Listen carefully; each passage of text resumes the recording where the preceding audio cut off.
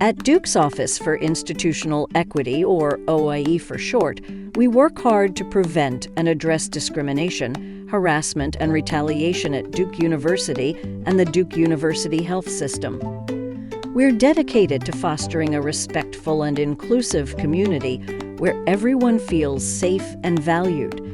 Discrimination, harassment, and retaliation undermine this effort, which is why our employees' responsibilities are so important. Every Duke employee plays a part in tackling these issues. Some of you might need to report allegations directly to OIE, while others will provide students and colleagues with information on how they can report issues themselves. We'll get into the details of your responsibilities in a bit, but first, let's clarify what we mean by discrimination, harassment, and retaliation. Discrimination is treating someone unfairly or unequally based on certain protected characteristics. At Duke, these characteristics include age, color, disability, ethnic or national origin, gender expression, gender identity, genetic information, military status, race, religion, sex, including pregnancy or pregnancy-related conditions, and sexual orientation. Harassment is unwelcome conduct based on these same characteristics that's so severe or pervasive that it significantly disrupts someone's work or education here at Duke. Retaliation is negative treatment, including intimidating, threatening, coercing, or discriminating against someone for exercising their protected rights or refusing to participate in any process under Duke's policy on prohibited discrimination, harassment, and related misconduct. If a student or fellow employee tells you they're experiencing discrimination, harassment, or retaliation, you have both the responsibility and the opportunity to act. What you do next depends on your role at Duke. Are you a responsible employee? Responsible employees are those who must report discrimination and harassment to OIE due to their role. Responsible employees include all faculty, staff with teaching or supervisory roles, and graduate students with teaching or supervisory authority, including TAs acting in their role.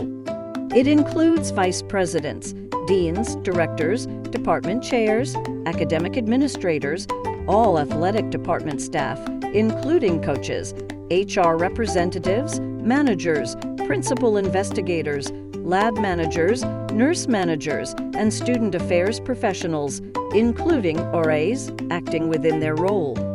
So what exactly should a responsible employee report to OIE? You need to share all the details you know about the suspected incident, including names and specifics about what happened. Directing someone to OIE isn't enough. Even if you believe they've reported it themselves, you still need to report the details you know. What if someone wants confidentiality? As a responsible employee, you can't promise confidentiality regarding issues of discrimination, harassment, or retaliation.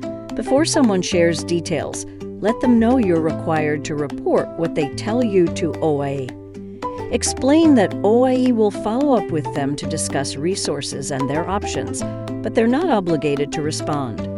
If someone starts telling you about an incident before you explain your reporting duties, kindly interrupt them to let them know you're required to report it to OIE. Thank them for trusting you and let them know you'll help them find the right resources. Here's an example. Professor Parker, something awful happened to me at a party last weekend.